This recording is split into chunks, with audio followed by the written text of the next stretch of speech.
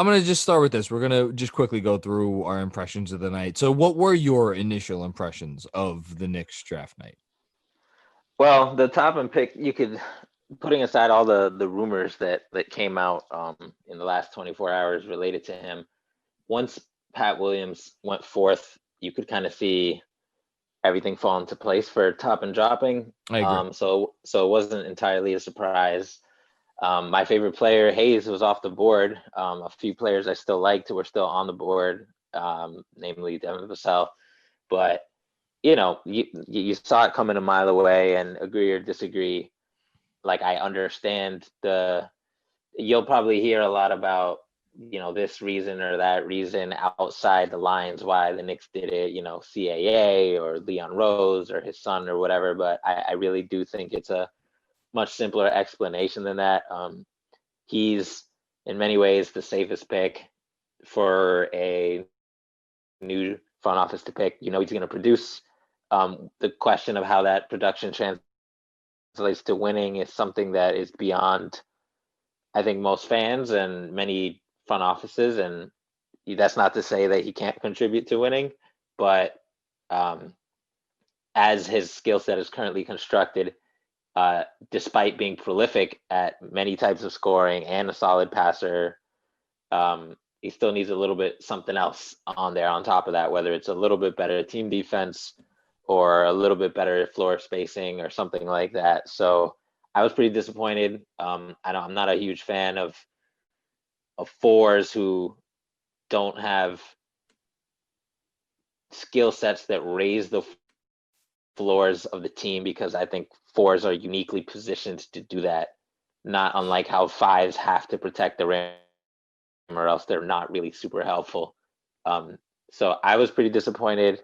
I hope that they paid Kenny Payne and Johnny Bryan a lot of money, and we're about to see if they can Yeah, I earn was that about to say.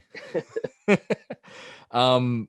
I think the way you phrase that, I'm actually literally not going to say anything because I think you phrased it perfectly.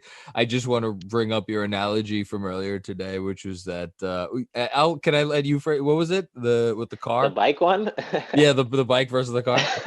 I'll see. Let me see if I can remember it. It was Would you it do was you comparing Obi Toppin to a car with no brakes versus taking a lesser regarded prospect who would be a nice bike that is reliable, and with wanting the working brakes? car with working brakes wanting the car because the car is bigger and faster, despite the fact that it has a chance that you'll crash ultimately getting to your destination, where with a Yeah. bike you won't do that even if you're a little slower.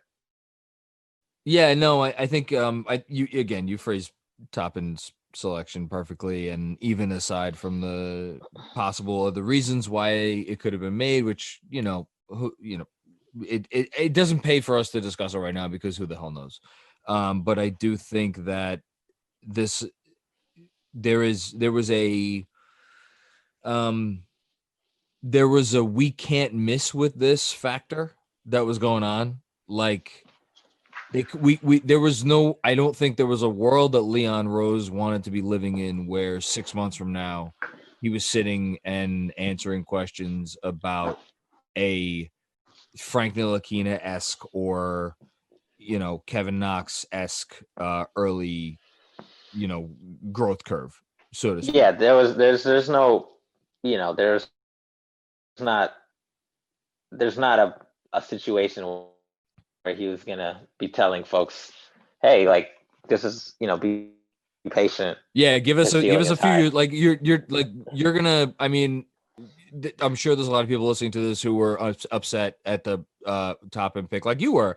But what I think anyone who's actually watched film on him will agree is, like, you're gonna sit there and you're gonna watch this kid on opening night and the first couple days, weeks, months of his NBA career, and you're gonna be like, well, shit.